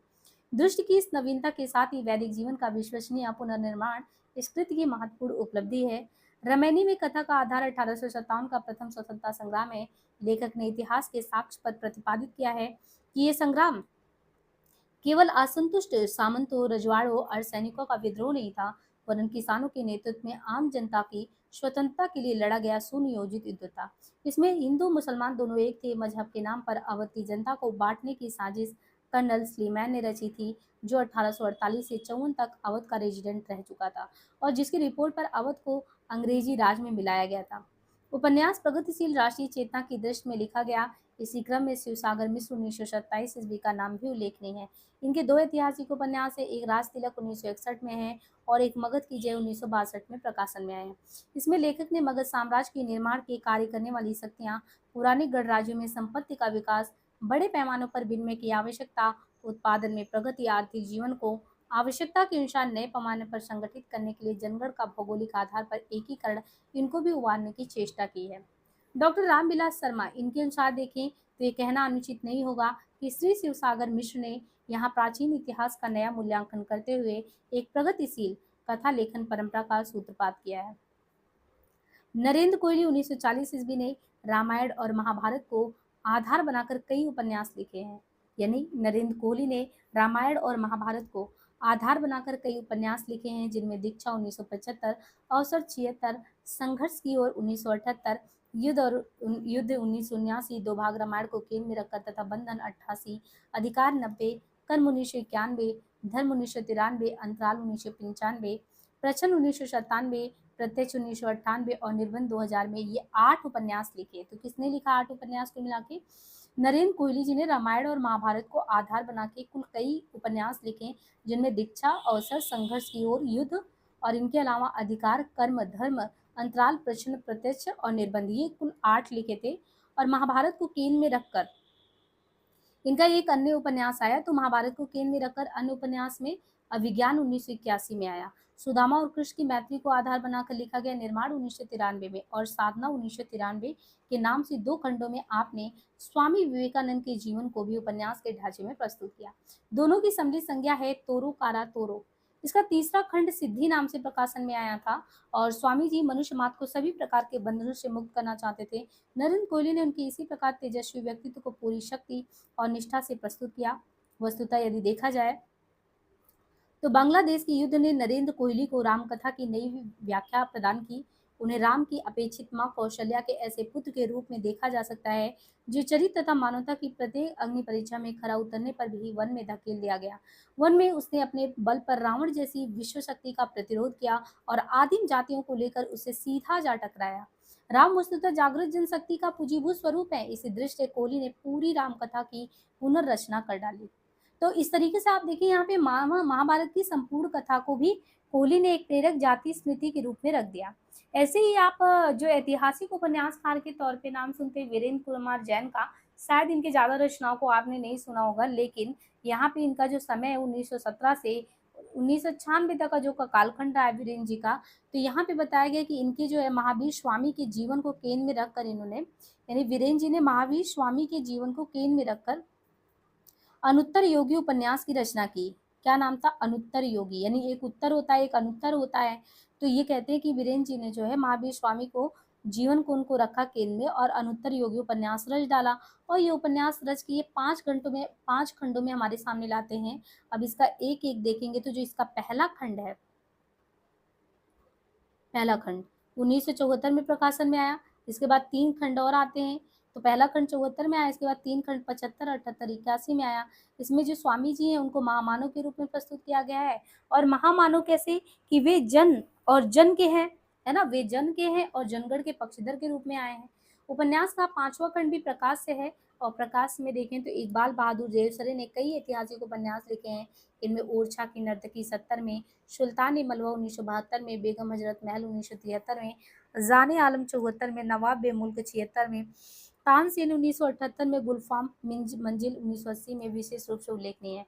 देवसरे साहब ने इतिहास को आधुनिक दृष्टि से नहीं देखा। उन्होंने मध्यकालीन इतिहास के उभरे दबे कोनों से ऐसे पात्रों का चित्रण किया जो अपनी चारित्रिक विशेषताओं से हमारे मन को छू लेता है। उन्होंने ऐतिहासिक साक्ष्यों को भी पौराणिक दृष्टि में देखा। इससे उपन्यास विश्वसनीय और पाठनीय बन गए। पौराणिक संदर्भों को आधुनिक चेतना के आलोक में नया रूप देने वाले उपन्यासकारों में एक नाम और भी आता है, जो नाम है मनु शर्मा। मनु शर्मा 1928 ईस्वी, इनकी कई रचनाएं प्रकाशन में आए। इनमें द्रौपदी की आत्मकथा, कर्ण की आत्मकथा, द्रोण की आत्मकथा, अभिशप्त कथा, शिवाजी का आशीर्वाद, कृष्ण की आत्मकथा 8 भाग, कांदारी की आत्मकथा आदि उल्लेखनीय है। तो देखिए किसके बारे में कह रहे हैं? मनु शर्मा जी। पौराणिक संदर्भ में बताया जा रहा है कि जो मनु शर्मा जी 1928 से इनका भी इनके कई रचनाएं हैं, जिनमें द्रौपदी की आत्मकथा, कर्ण की आत्मकथा, द्रोण की आत्मकथा, अभिशप्त कथा, शिवाजी का आशीर्वाद, कृष्ण की आत्मकथा, गांधारी की आत्मकथा। अब जैसे कर्ण की आत्मकथा इन्होंने लिखा मनु शर्मा जी ने, तो इसमें लिखा कि अब युग बदल गया है अंगराज, वे मान्यताएं हैं और मूल्य इतिहास में खो गए जिन्हें हम छाती से चिपकाए बैठे हैं। यानी समय बदल गया है और आप उसी में कर्ण कर्ण कैसे कि सबको दान देने वाले, जो मांगो तो देंगे। कहते कि आप जो है युग बदल गया अंगराज, वे मान्यताएं और मूल्य जिसको आप लेके चल रहे हो तो समय के साथ चला गया, आप उन्हें छाती में चिपकाए बैठे हो। अब का ब्राह्मण जो है आर्थिक आकांक्षा से मुक्त होकर एकाकी जीवन जीने से कहीं अच्छा कृतदास होना पसंद करता है। जहाँ का बुद्धिजीवी स्वर्ण खंडों पर खरीदा जाता रहा है, वहां का शासन निरंकुश हो जाए तो आश्चर्य क्या। तो मनु शर्मा जी ने इस तरीके से कर्ण की आत्मकथा के माध्यम से कि जो आधुनिकतम स्थिति में चीजें चल रही हैं, आपको समय के अनुरूप बदलना चाहिए। आप वही कणवीर जो कर्ण जो दानवीर बन के चलेंगे तो ऐसे काम नहीं चलेगा। मनु शर्मा ने पौराणिक आख्यानों के भीतर से भी ऐसे पात्रों और संदर्भों का चयन किया जिनके द्वारा आधुनिक जो मानव दृष्टि है उसको उभारा जा सके, वो भी बहुत पैनेपन से। जैसे आप देखिए राम कुमार भ्रमर है।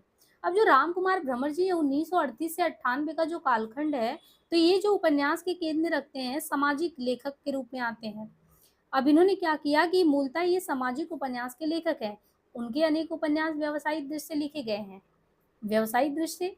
लेकिन एक फौलाद का आदमी करके जो इन्होंने लिखा है राम कुमार जी ने, फौलाद का आदमी, नाम से ही आपको कुछ लग रहा होगा कि कुछ तो अलग है। फौलाद का आदमी 1969 में उनका एक पठनीय ऐतिहासिक उपन्यास है। ये 1857 के प्रथम स्वतंत्रता संग्राम के एक नायक अजीमुल्लाह खां को केंद्र में रखकर लिखा गया है। लेखक ने अजीमुल्लाह खां के शौर्य एवं दृढ़ता का अच्छा परिचय दिया। उपन्यास राष्ट्रीय दृष्टि से लिखा गया है, इसलिए कहीं कहीं ऐतिहासिक तत्वों को तोड़ा और मरोड़ा भी गया है। लेखक 1857 के संग्राम को जन संघर्ष के रूप में नहीं उभार सका, फिर वो उपन्यास पठनीय है। प्रसिद्ध कथाकार हैं शिव प्रसाद सिंह जी, और प्रसिद्ध कथाकार के रूप में है शिव प्रसाद सिंह जी। इनका महत्वपूर्ण ऐतिहासिक उपन्यास भी है नीला चांद करके। नीला चांद के बारे में आपने कई बार रचनाएं रटी होंगी, नीला चांद किसका है किसका है, लेकिन ये प्रसिद्ध कथाकार शिव प्रसाद जी का है। महत्वपूर्ण ऐतिहासिक उपन्यास है नीला चांद। नीला चांद इसमें 1060 ईस्वी की बात है कि काशी को उसके पूरे सांस्कृतिक संदर्भ में जीवंत कर दिया गया है। उस समय काशी पर 2 राजवंशों का शासन था। व्यवहारिक रूप में काशी के शासन कलचुरी राजा कर्णदेव के हाथ में था, किंतु एक आपसी अनुबंध के तहत सिद्धांत था। गढ़वाल नरेश चंदेल भी काशी के राजा माने जाते थे। कर्णदेव ने चंदेल राजा देव वर्मा को हराकर उसका वध कर दिया। देव वर्मा का जो छोटा भाई कीर्ति वर्मा था, वो गढ़वाल नरेश चंद्रदेव के पौत्र गोविंद चंद गोविंद को अपने संरक्षण में ले लिया और जनसंघ को संगठित करता है। और एक सच्चे लोक नायक के रूप में न केवल जनता को अनेक प्रकार के अत्याचारों से आजाद कराता है, वरना लोक नायक के रूप में भी वो सबके सामने आता है। तो लेखक ने क्या किया इसमें, जो कीर्ति वर्मा है उनको एक आदर्श एवं प्रगतिशील सामंत शासक के रूप में सबके सामने रख दिया। इतिहास को मार्मिक एवं जीवन कथा के रूप में प्रस्तुत करने के लिए लेखक ने रम्य कल्पना का सार्थक और सुउद्देश्य प्रयोग भी किया है। कीर्ति वर्मा का साथ देने वाला गोंड, भील, आदिवासी और नीच जातियों के अनेक पात्र कल्पना की सृष्टि में है। गोमती, सीलभद्रा, सुनंदा, वसंती, दक्षिणा जैसे नारी पात्र भी काल्पनिक है, जो अपनी उपस्थिति से कथा को न केवल रागदीप्त करते हैं, वरन उसे सात्विक परिणति तक ले जाने में महत्वपूर्ण भूमिका भी अदा करते हैं। तत्कालीन धार्मिक मतों, बौद्ध व्रजयानियों, कपालिक तांत्रिकों, नाथ योगियों, शैव और वैष्णव की जो जीवनचर्या का सजीव अंकन करके लेखक ने पूरे युग के सांस्कृतिक मनोभूमि का यथार्थ चित्रांकन किया है। सब मिला के आपको नीला चांद में निश्चित रूप से एक महत्वाकांक्षी रचना के रूप में मिलेगा। नीला चांद के बाद 3 और ऐतिहासिक उपन्यास हैं, जिनमें है कोहरे में युद्ध 1992, दिल्ली दूर है 1993, वैश्वानर 96। तो एक तो आपने नीला चांद देख ही लिया शिव कुमार वर्मा जी का, और दूसरे अलावा इनके 3 ऐतिहासिक में, एक कोहरे में युद्ध 1992 में है, एक दिल्ली दूर है 1993 में है, वैश्वानर करके 96 में है। जो कोहरे में युद्ध है और दिल्ली दूर है वो एक ही उपन्यास, हनुज दिल्ली दूर अस्त के 2 खंड हैं। इन दोनों खंड में उपन्यासकार ने सन जो 1233 से 1305 तक का कालखंड भारतीय इतिहास के पूरे परिदृश्य को साक्षात्कार कराया है। तो आप कोहरे में युद्ध पढ़िए, दिल्ली दूर पढ़िए, दोनों में आपको क्या देखने को मिला है, एक ही उपन्यास के 2 खंड। दोनों खंडों में उपन्यासकार ने सन 1233 से 1305 तक के भारतीय इतिहास के पूरे परिदृश्य का साक्षात्कार कराया है। कथानायक महोबा के राजा परमार्थ देव के पुत्र त्रैलोक्य देव का सेनापति आनंद वार्षिक है। पहले खंड का संबंध जुझौती से है और दूसरे का दिल्ली से दलाल से। इस अवधि में दिल्ली में गुलाम और खिलजी वंश के सुल्तान शासन कर रहे थे। ये काल हिंदू जनता के लिए घोर यंत्रणा का काल भी था। युद्ध में पराजय के बाद हजारों लोगों को गुलाम बना लिया जाता, हिंदू जनता पर जजिया लगाकर उनसे बलात् वसूला जाता और अदायगी न करने पर से इस्लाम स्वीकार करने के लिए विवश किया जाता। लेखक ने इस कालखंड के पूरे जीवन प्रवाह को मूर्त करने के लिए राजाओं एवं सुल्तानों की कूटनीति, युद्ध शासन व्यवस्था, प्रेम आदि के चित्रण के साथ ही सामान्य जनता और शासक वर्ग दोनों पर प्रभाव रखने वाले पंडितों, जोशियों, तांत्रिकों, योगियों, संतों तथा सूफी फकीरों के पूरे देश में फैले हुए तंतुजाल को भी सूक्ष्म ब्यौरा दिया है। लेखक का प्रतिपाद ये है कि कालखंड है और वर्तमान की सारी सामाजिक धार्मिक ग्रंथियों की जड़ें कहीं न कहीं असली से जुड़ी हैं। लेखक का विश्वास है कि अगर मानवता के विकास में भारतीय धर्म वेदांत सारे विश्व में गूंजेंगे, वैश्वानर काशी को केंद्र में रखकर भारतीय संस्कृति के धन और ऋण दोनों ही पक्षों को प्रत्यक्ष किया जाएगा। ऐसे ही उपन्यास जो है विराट उपन्यास विराट वैश्वानर, जो कि धूलों का सूर्य सिर, पृथ्वी की नाभि, जन्म के ढावा पृथ्वी और रूसी अंतरिक्ष का स्वामी है, जिसे देवगढ़ विश्व नेता कहते हैं, जिसने भारतीय जाति आर्यों को सदैव प्रकाश का मार्ग दिखाया है, को समर्पित किया। ये एक महत्वाकांक्षी रचना भी है। इसमें प्रतिदर्शन, काशीराज, मदालसा, अलर्क, धन्वंतरी, परशुराम, शौनक, आंगिरस आदि पात्रों के माध्यम से पूरी वैदिक संस्कृति को व्याख्यायित किया गया है। लेखक ने ये प्रतिपादित करने की कोशिश की कि भारतीय संस्कृति के निर्माण में आर्यों और अनार्यों दोनों का योगदान है। एक उदार और विश्व चेता संस्कृति है। ये आज भी विश्व का मार्गदर्शन कर सकती है। लेखक को कहीं न कहीं ये गर्व भी है कि काशी इस उदात्त संस्कृति का केंद्र रहा है। जयशंकर द्विवेदी ने महाकवि कालिदास की आत्मकथा 1987 से लिखकर बाणभट्ट की आत्मकथा परंपरा को आगे बढ़ाया है। लेखक ने कालिदास को माध्यम बनाकर प्राचीन भारतीय मनीषा की चरम उपलब्धियों को कथा रस से सीखकर प्रस्तुत करने की चेष्टा की है। उसने यथासंभव कालिदास के ही शब्दों में कालिदास की महिमा में व्यक्तित्व को साकार करने की चेष्टा की है। लेखक के शब्दों में महाकवि कालिदास का जीवन भारतीय आध्यात्मिक साधना, तत्वज्ञान, संस्कृति का अलौकिक प्रकाशन है। प्रकट है कि ऐसे जीवन को आकार देने में उपयुक्त सभी तत्वों का सन्निवेश अनिवार्य है। इसके अलावा कालिदास के व्यक्तित्व में भारत सारे ऊपरी भेदभाव का अतिक्रमण करके एक संगठित संश्लिष्ट इकाई बनकर समाहित है। कालिदास का साक्षात्कार भारत राष्ट्र की सांस्कृतिक मनीषा का साक्षात्कार है, परंतु कृति में लेखक ने इसी साक्षात्कार का प्रयत्न किया है। 90वें दशक में ऐतिहासिक उपन्यासों के क्षेत्र में दो नई प्रतिभाएं उभर कर सामने आई। एक तो शरद पगारे और आनंद शर्मा। शरद पगारे के 3 उपन्यास हैं, जो उपन्यासों का नाम यहाँ पे दिया गया है शरद पगारे का: गुलारा बेगम 1984, गंधर्व सेन 87, बेगम जैनावादी 1996, ये सभी। गुलारा बेगम में शहजादा खुर्रम और बोरवाड़ी की हसीन बेटी गुलारा की प्रेम कथा है। और इस तरीके से इतिहास कुल इतना ही है कि अहमदनगर पर चढ़ाई के दौरान शहजादा खुर्रम ने बुरहानपुर में डेरा डाला था। गुलारा बाई से उसकी भेंट, गुलारा के रूप में गुड़ पर मुग्ध होकर शहजादा द्वारा उसकी गुलारा बेगम बनाया जाना और उसके आसफ खां की साजिश से उसे ताप्ती में डुबो दिए जाने की पूरी कथा अनुश्रुतियों और कल्पना के आधार पर गढ़ी गई है। उपन्यासकार ने यह संकेत दिया है कि इतिहास के प्रत्येक कालखंड में नारी को पुरुष की क्रूरता का शिकार होना ही पड़ता है। गंधर्व सेन में उज्जैनी की महाराज गंधर्व सेन और बौद्ध साध्वी सरस्वती की प्रेम कथा है। यानी ये है उपन्यास गंधर्व सेन। इसमें आपको उज्जैनी की महाराज गंधर्व है और बौद्ध साध्वी सरस्वती की प्रेम कथा कही गई है। कथा का ऐतिहासिक आधार कुहासा भरा है। इतिहास सिद्ध कथा इतनी ही है कि कुषाण राजा के यशस्वी नरेश कनिष्क के सौराष्ट्र क्षेत्र के क्षत्रप रुद्रदामन ने उज्जैनी को पराजित कर वहां अपना राज्य कायम किया था। उसके द्वारा पराजित राजा गंधर्व सेन ही था। इसके संबंध में इतिहास मौन भी है। गंधर्व सेन से जुड़ी और भी सारी कथाएं जैन स्रोत, अनुश्रुति और अतीत सिद्ध कल्पना पर आधारित है। लेखक ने मन तथा धार्मिक आडंबरों की व्यर्थता सिद्ध करने के साथ ही नारी उत्पीड़न की ओर भी हमारा ध्यान आकृष्ट किया है। श्री पगारे के तीसरे उपन्यास का नाम है बेगम जैनावादी। तो श्री पगारे के तीसरे उपन्यास बेगम जैनावादी में बुरहानपुर की बेहद खूबसूरत नृत्यांगना हीरा जैनावादी और मुगल बादशाह औरंगजेब की प्रेम कहानी कही गई है। प्रेम कहानी के साथ उपन्यास में औरंगजेब का गहन अंतर्द्वंद, नारी जीवन की व्यवस्था, नृत्यांगनाओं की पीड़ा और पूरे मुगलिया शासन एवं संस्कृति का तथाकथित चित्रण किया गया है। निश्चय ही श्री पगारे का ये श्रेष्ठ ऐतिहासिक उपन्यास है। आनंद शर्मा मूलतः पत्रकार हैं। उनका रस कपूर 1995 में एक इतिहास सिद्ध उपन्यास, इसमें जयपुर के राजा जगत सिंह और रस कपूर की प्रेम कथा वर्णित है। रस कपूर, जो कि एक रूप गुण संपन्न विदुषी तवायफ थी, उस पर मुग्ध होकर महाराज जगत सिंह ने उन्हें अपने आधा राज और रस विलास महल दे दिए थे।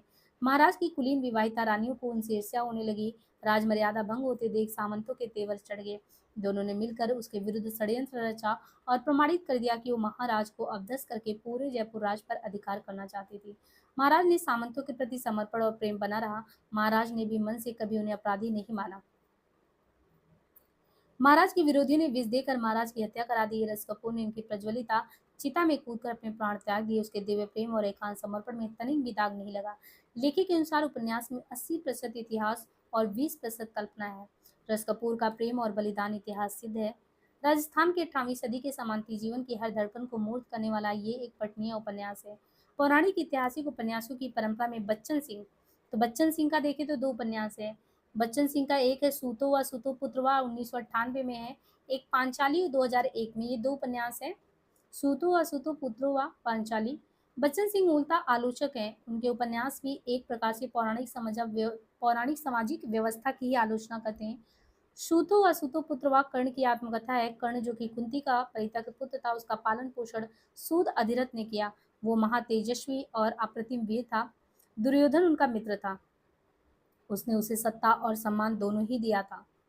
वो किसी भी स्थिति में दुर्योधन का साथ छोड़ने को तैयार था नहीं। कृष्ण ने अर्जुन को प्रेरित करके अधर्म पूर्वक उसका वध कराया, लेकिन उसे पूरी सहानुभूति के साथ व्यास और कृष्ण समर्पित पांडव पोषक धर्म व्यवस्था के विरुद्ध चारवाक समर्थित मानवीय धार्मिक चेतना के प्रतिनिधि के रूप में प्रस्तुत किया। पांचाली जो कि द्रौपदी की आत्मकथा है। द्रुपद पुत्री यज्ञसेनी पांचाली महाभारत काल की अप्रतिम नारी है। उसका सौंदर्य और तेज अद्वितीय है। महाबली धृष्टद्युम्न की भगनी, 5 अजेय पांडु की पत्नी और कृष्ण की प्रिया सखी होकर भी वो आजीवन अनाथवत अपमान की ज्वाला में जलने के लिए अभिशप्त है। इस उपन्यास में लेखक ने पूरी सहानुभूति के साथ उसके जीवन की त्रासदी को मूर्त किया है। पांचाली नारी उत्पीड़न का शाश्वत प्रतीक है। कौरवों की राजसभा में उसके द्वारा पूछा गया प्रश्न आज भी अनुत्तरित है। कदाचित इसलिए लेखक की परिकल्पना में अग्नि शिखा की भांति वो आज भी प्रज्वलित है। ऐसी ऐतिहासिक पौराणिक उपन्यासों के पूरे विकास को हम ध्यान कर रखेंगे तो अब इतिहास या पुराण की पुनर्रचना मात्र मनोरंजक या कथा रस के लिए नहीं, जैसे हम लोग करते भी हैं। इतिहास या पुराण क्यों पढ़ते हैं? मतलब कथा में आनंद आए, रस के लिए, लेकिन अब नहीं, क्योंकि अब जो महत्वपूर्ण लेखक हैं उनसे आपको मिलेगा शक्ति या प्रेरणा। उन्हें आज की राष्ट्रीय, सांस्कृतिक या मानवीय समस्याओं के आलोक में देखना है और इन समस्याओं के समाधान में उनका उपयोग करना चाहिए। इसलिए आज इतिहास अतीत में संचरण का माध्यम बन नहीं रहा, वो वर्तमान के निर्माण में महत्वपूर्ण भूमिका अदा कर रहा है। हिंदी में आप देखिए आंचलिक उपन्यासों की परंपरा भी धीरे धीरे समृद्ध होती चली जा रही है। जैसे आंचलिक उपन्यास में आप देखेंगे तो बहुत सारे लोग हैं, लेकिन हम लोग आंचलिक वाले को अब बाद में पढ़ लेंगे, क्योंकि आज हमने जितना भी देखा वो हमने देखा कि किस तरीके से हमारे यहाँ ऐतिहासिक उपन्यासकार की श्रेणियाँ रही हैं और ऐतिहासिक उपन्यासकार के तौर पे हमें किन्हें पढ़ना चाहिए। कुछ फैक्ट बचे थे आपके, आई थिंक, हाँ, कुछ फैक्ट आपका बचा हुआ था और थोड़ा सा हम फैक्ट को देख लेते हैं। बाकी अब जितने भी क्लास आएंगी उसमें हम आपके जितने भी इंपॉर्टेंट, देखिए सारे क्वेश्चन को भी हमने ऐड ऑन किया है, आपके क्वेश्चन भी करा दिया करेंगे, ताकि अभी थोड़ा सा आप पढ़ लेंगे ना तो फिर बहुत अच्छे से आपको आइडिया होता रहेगा।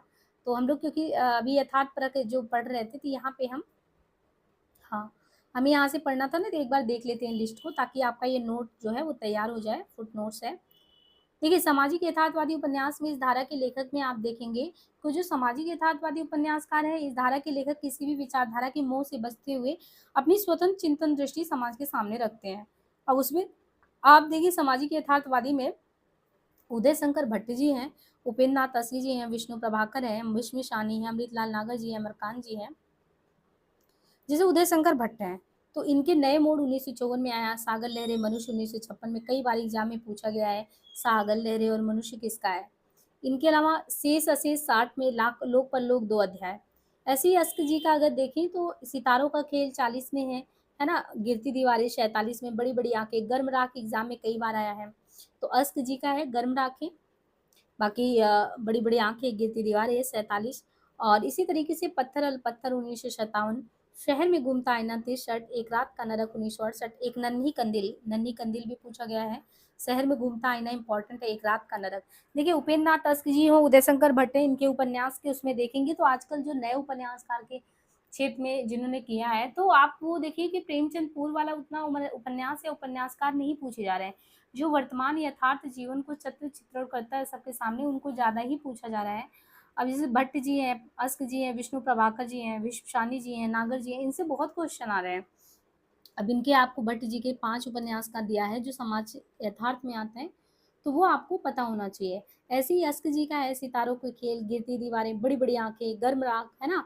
और शहर में घूमता आईना, तो एक रात का नरक, एक नन्ही कंदील, बादो न नाव, ये सभी है। निमिषा करके है। और विष्णु प्रभाकर जी का है ढलती रात 51 में, निशिकांत, तट के बंधन 55 में, स्वप्नमयी, दर्पण का व्यक्ति, तो कोई तो अर्धनारीश्वर, तो कितनी बार पूछा गया है, संकल्प है, स्वप्न है, संस्कार है। भीष्म सानी जी का झरोखे, कड़ियाँ, तमस, बसंती, मैया दास की माड़ी, बहुत इंपॉर्टेंट है मैया दास की माड़ी, 1988 में, फिर झरोखे 67 में, कड़ियाँ 70 में, तमस, नीलू नीलमा नीलोफर, जय हिंद की सेना 2010। और अमृतलाल नागर जी का है महाकाल 47 में, सेठ बाकीलाल 55, बूंद और समुद्र 56, शतरंज के मोहरे 59, सुहाग के नुपुर 60, अमृत और विश्व 1966, सात घूंघट वाला मुखड़ा 68, एकदा नैमी सारण 72, और एकदा नैमी सारण मानसकांत से एक ही साल लिखा, नाचो बहुत गोपाल, फिर खंजर ने 81 में, बिखरे तिनके 82, अग्निगर्भा करवट 85, पेड़िया। ऐसे अमरकांत को देखिए तो सूखा पत्ता, ग्राम सेविका, कटीली राग के फूल, आकाश पंक्षी, काले उजले दिन, बीच की दीवार, सुखजीवी, खुदीरामिनी हथियारों से। अब इन्हीं रचनाओं के जो रचनाकार हैं उनके बारे में यहाँ पे डिटेल से दिया गया है, और इसके बाद आपको प्रमुख व्यक्तिवादी उपन्यासकार और उपन्यासकार के बारे में पढ़ना है। तो यहाँ पे देखिए जैसे उदय शंकर भट्ट जी हैं, तो यहाँ पे बताया गया कि जो उदय शंकर भट्ट जी का आप पढ़ते हैं कि इनकी रचना है सागर लहरें और मनुष्य। तो ये भट्ट जी की जो कृति है सागर लहरें और मनुष्य, उसमें कई विद्वान जो है मानते हैं कि सागर लहरें और मनुष्य ये आंचलिक उपन्यास है। इसमें मुंबई के निकट जो बरसोवा के मछुआरे की जिंदगी वो दिखाया गया है। ऐसे ही नए मोड़ में शिक्षित स्वावलंबी स्त्री की व्यवस्था को दिखाया गया। लोक परलोक में आधुनिक सभ्यता के बढ़ते प्रभाव का चित्रण है। शेष अशेष में देखेंगे तो वही साधु सन्यासियों के पाखंड युक्त जो भ्रष्ट चरित्र है वो दिखाया गया। और अश्क जी की जब आप रचना पढ़ेंगे तो बहुत ही चेतन नायक जो है कई बार आता है, गिरती दीवारें, शहर में घूमता है ना, नन्ही कंदील, बादो ना नाव। ऐसे ही आप आगे बढ़ेंगे तो फिर आप विष्णु प्रभाकर को देखिए। करीबन ढलती रात इन्होंने ब्रिटिशर्स भारत के समय 1920 से 36 तक का ढलती रात लिखा। निशिकांत पहला उपन्यास ढलती रात है ना, 51 का ही पुनर्लिखित रूप है, यानी निशिकांत जो आया बेसिकली वो ढलती रात का ही निशिकांत में भी परिणित रूप है। फिर तट के बंधन इनका है प्रेम और विवाह तथा नारी की समस्या को केंद्र में। स्वप्नमयी में भी कल्पना लोक स्वप्न जीवी। फिर इसी तरीके से आगे देखेंगे अर्धनारीश्वर बहुत इंपॉर्टेंट है, इसमें शोषण, बलात्कार, यातना इनके बारे में है। संकल्प में परित्यक्ता स्त्री की मनः स्थिति क्या है, विष्णु प्रभाकर जी ने उसको दिखाया है। और भीष्म सानी जी को अगर आपने तमस पढ़ा होगा तो ही समझ गया होगा कि सामाजिक यथार्थ को बहुत ध्यान से ये रख के लिखते हैं। जैसे झरोखे में आर्य सामाजिक परिवार की संस्कारगत जड़ता क्या होती है, कड़िया में पति पत्नी की जीवन कथा, तमस में 47 में आया ये चीज़ें। तो वैसे मुझे जहाँ तक उम्मीद है कि ये चीज़ें आपको समझ में आ रही होंगी। और इस तरीके से इसके बाद प्रमुख व्यक्तिवादी उपन्यासकार और उपन्यास के बारे में दिया गया है ना? और फिर हम बाकी जो भी चीज़ें बची हैं उनको करा देंगे तो आपका पूरा उपन्यास खत्म हो जाएगा। हालाँकि इम्पोर्टेंट फैक्ट और कुछ क्वेश्चन हम अभी कराते रहेंगे। अभी करीबन आपके 5 से 6 वीडियो उपन्यास के आएँगे तो जाके उपन्यास खत्म होगा। एटलीस्ट एक विधा पे 15 से 16 घंटा लगेगा। पर क्लास मेरा 1 घंटे का है लगभग। तो उपन्यास में हमने कितना भी किया तो हमें 15 घंटा तो लगा ही। और अगर आप इसको 2 की स्पीड पे देखेंगे तो 8 घंटे में खत्म कर लेंगे। तो आप कैलकुलेट कर लीजिएगा इस किताब पे आपको कितना समय देना है। हम अपनी तरफ से आपको कुछ भी फालतू चीज़ें नहीं बता रहे हैं और ये उम्मीद कर रहे हैं कि ये जो हम करा रहे हैं वो आपके लिए रामबाण सिद्ध हो। बाकी आप लोग अपनी प्रतिक्रिया देते रहेंगे तो मुझे बहुत खुशी होगी, ताकि हम और उत्साह के साथ आपके सिलेबस को कवर करवा पाएँ। बाकी जिनको भी हमसे डायरेक्ट कॉन्टैक्ट करना है तो उनके लिए हम एक लिंक यहाँ पे देंगे, और वो वही बच्चे जुड़ेंगे जिनको सच में प्रॉब्लम आ रही है। उसमें ऐसी फालतू कोई बात नहीं होगा ग्रुप में या कुछ भी नहीं होगा। सिर्फ गाइडेंस प्रोग्राम रहेगा और उसी के तहत आपको अगर जुड़ना होगा तो जुड़ सकते हैं जो सच में प्रॉब्लम में है, क्योंकि कुछ लोगों के मैसेज आते हैं जो सच में प्रॉब्लम में है, तो फिर हम देखते हैं। आज के लिए इतना ही। धन्यवाद।